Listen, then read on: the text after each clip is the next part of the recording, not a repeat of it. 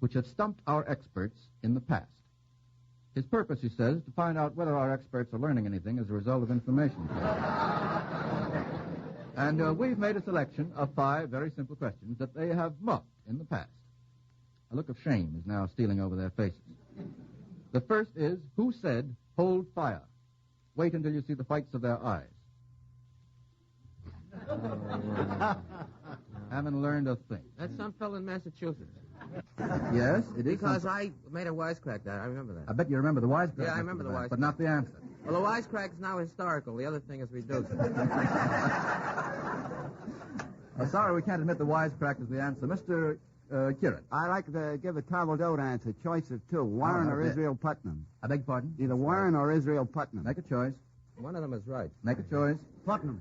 Okay, Mr. Cross. Yes, Putnam. Putnam is quite... Did you know that all along, Mr. Cross? No, I thought it was Putnam. But you just didn't want... You see, my friend here got ahead of me. Oh, they're very quick. All right, I'll call that right. What gas both knocks one out and wakes one up? What gas both knocks one out and wakes one up? There's only one possible answer. We won't argue about this, Mr. Levant. I can't be right. I was going to say laughing. That's very no, stupid. No, I think gas is wrong. No, I it don't even stupid. say it. I didn't say it. It's rather pretty, but it's wrong.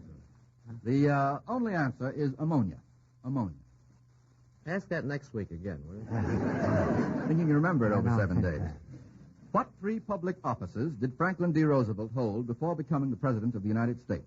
What 3 public offices? You have to get all 3 of them quite correct. Mr. Cross? Must they be elective offices? They must be... no, one of them doesn't happen to be elected. One is appointed. Well, he was assistant secretary of what? Of the Navy. Quite right. What else? We have 2 more. How many you got? You have to have 3 before he became President of the United States. And of course, he was. I don't remember what comes in between that and the governorship. Ah, that's the trouble. Lieutenant governor. No, I think not. Wasn't elected. I think not. Well, it's a good thing you didn't call on me. Yeah, I think not. Wasn't elected. No. I like those volunteer wrong responses of yours. No, he was a senator in the New York State Legislature first in 1909. Oh. Then the Assistant Secretary of the Navy in 1913. And then Governor of New York State in 28 and 30. I would like to call the answer correct, except for the fact that it was wrong. So we'll have to He might count that become wrong, lieutenant governor yet. I beg pardon? No, I'm sorry. I don't think you gentlemen have learned very much in the last year or so on information, please. You're fired. The whole crowd of you. The following, try this one. Identify the following piece of symphonic music arranged for the piano. Now, this was muffed by everyone, including Mr. Levant, who is usually a dead shot at this sort of thing. Let's have it.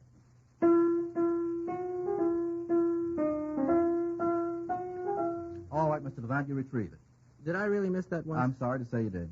That's the second movement of the Brahms Fourth. That's quite right. Why didn't you know it the first time? Because it confused me with the second movement of the second, in which he stole, just in the genre, not actually the notes. Ah, but you should. Why weren't you confused this evening? I'm surprised at you. Well, I've been through it before. You did very well on that one, but we did miss out on Franklin D. Roosevelt and the gas. And so $10 is going out to Mr. Julius Elkin of this city, courtesy of Canada Dry, plus 5 for the use of the question. Now, let's see. Up to this point, the price of ignorance is exactly $20, which Canada Dry sends gladly to the expert stumpers of the experts. Now, let's lend an ear to Canada Dry's own Milton Cross. Thank you, Mr. Fadiman. To most of us, a 90 on the golf course is quite acceptable. But a 90 on the thermometer means misery and discomfort. To combat these mercurial 90s, we humans have devised numerous weapons. Among these are shower baths, electric fans, air conditioning, and cold drinks. And for many years, a popular cold drink has been ginger ale. A tall, frosty tumbler of ginger ale is an excellent substitute for a lake in the cool forest or a still, clear spring bubbling from chilled white sand. And, of course, the greatest name in ginger ale has long been Canada Dry. The very word Canada invokes visions of snowy peaks, and the emerald green Canada Dry bottle recalls the cool color of the fragrant firs and pines.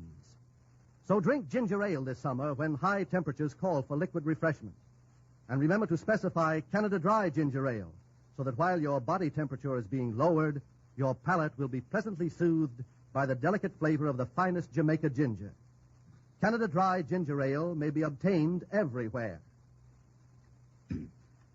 Shakespeare. I knew you'd get it, Mr. Adams. Mr. Cross, those words of Shakespearean wisdom were delivered in precisely 59 seconds. Rather less long-winded than Shakespeare often is. Begging your pardon, Mr. Cross. The next question from M.F. Scott of Jamaica Plain, Massachusetts. Give a familiar quotation for each side of the following debatable proposition. Poverty is better than riches. Can you give a quotation exemplifying the negative and one exemplifying the affirmative? Poverty is better than riches. Mr. Cross, did you have your hand up? No. Mr. Levant? This is not in defense of poverty. Poverty... No, I wouldn't expect poverty that. Poverty makes strange bedfellows. Poverty makes strange bedfellows. Yeah. You're not mixing up a few quotations, are That's you? on the level. What is it? Poverty makes strange... It sounds good. It does sound good. I think you just made it up. I didn't make it up. No, I don't know if is the quotation poverty makes strange bedfellows? I'll bet on it. I doubt it very much. Well, if you lose, give me $10. Yeah, all right. I'll give you 5. That's correct. Poverty makes strange bedfellows. I wonder whether that's true. Besides, which would that be? That poverty is better than riches, or well, not? Have you ever had a strange bedfellow? Depends on the bedfellow.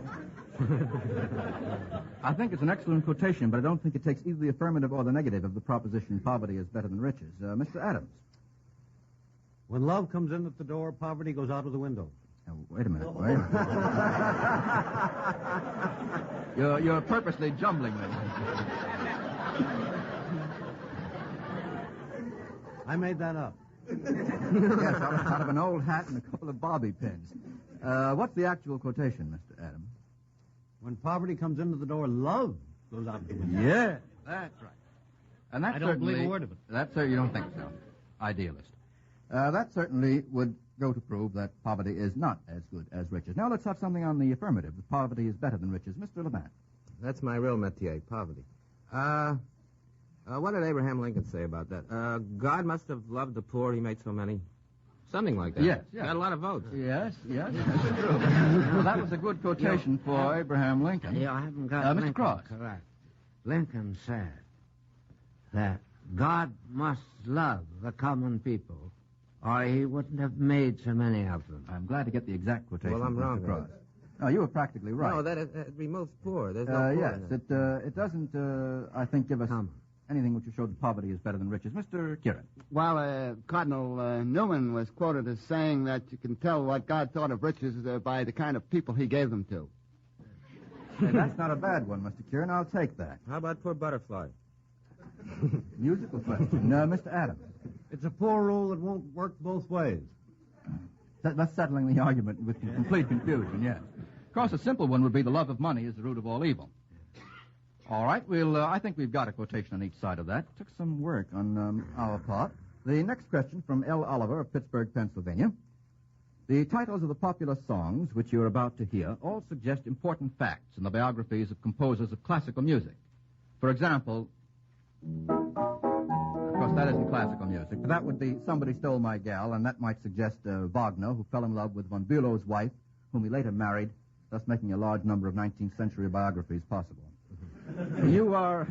I'm going to give you 4 of them. Pianists are going to play them. You're to name the composers and give your reason in each case. Is this question perfectly confusing to all of you? All right, let's have it. Let's have it first. That, of course, is the sailor's hornpipe, and would suggest what composer? Mr. Levant. That's Rimsky-Korsakov. Why? Russian composer, was in the Navy. As a matter of fact, he even visited this country while in the Navy. Right. Now let's have the second. That, of course, is what, Mr. Levant? Well, that's Melancholy Baby so yeah, far. And who would that Well, I suggest? would be somebody who was like Tchaikovsky, crying all the time. Yes, most of the time. Mr. Adams, do you have another suggestion? I thought it was Hamlet. Well, I think Hamlet played on the recorder for a very short time, but was not generally known as a composer. Yes, Tchaikovsky is known for the melancholy quality in his music, the well-known Russian soul. Let's have the third. What is that? That song is what? Get Out of Town? Yes, of course, Mr. Levant. And that would suggest what composer? Wait a minute. To your mind. You mean the heat was on? Yeah. Mr. Cross, you don't understand Mr. Levant's language, do you? That was Wagner. He was forced to flee. That's the word they used. For political reasons. That's quite right. Wrote papers and all that. Mm-hmm. And now let's have the fourth and last. a tough one. What's the song, Mr. Levant? Lazy bones. Yes? Whom does that suggest to you? Well, is that personal? No. Mr. Kieran, did you have it? Oscar Levant. No, I think I got it. A classical composer. Yeah, that's a Mr. famous Levant is story. not yet classical.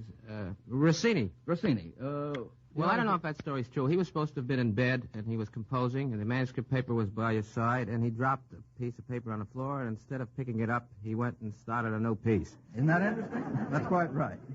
4 out of 4. Thank you very much, Mr. Levant. I'll give you a quick and easy question from Mr. Milton G. Lehman of this city. What do the following senators have in common? Senators James K. Vardaman, George W. Norris, William J. Stone, Harry Lane, Alex J. Grana, and Robert La Follette. What do they have in common? Nothing. Mr. Cross? I'm sorry, they did have something in common. Mr. Cross? Huh? Yes? Not No, much. the answer is that they were the 6 senators who voted against the war resolution on April 4th, 1917. And so we announce the loss altogether of $40. Now another word from Mr. Cross and then news of next week's guests. Canada Dry in recent years has become a symbol of standards for the beverage industry. And this is true not only of their ginger ale and sparkling water, but also of a wide assortment of flavor beverages. For people appreciate the care Canada Dry uses. Only the highest quality ingredients are purchased, and even then they are tested in our laboratories to ensure high standards are maintained. All water used is filtered and purified many times before it is carbonated, for Canada Dry places a premium on purity. And still important is the method of carbonation employed by Canada Dry, secret and, of course, exclusive, a method that has defied imitation. All this painstaking care must mean something, because today more people than ever before are saying, Canada Dry, please. Thank you, Milton Cross. I must get my crosses right this evening. And Canada Dry thanks you, Mr. Wilber Cross, for lending your authority to our little game this evening. Next week, we'll hearken to wit and wisdom from Mr. Adams and Mr. Kieran. And our guests will be 2 in number, Marcus Duffield, Day News editor of the Herald Tribune, and that greatly beloved star of stage and screen, Miss Lillian Gish. To all you listeners, we say, please send your questions along. If you have a stumper to stump our board of experts, let's have it. There are $5 in it for you if you use your question, and another 10 if we fail to answer it correctly. So you can win $15 in all. Send your letters with questions to Information, please, 1 Pershing Square, New York City.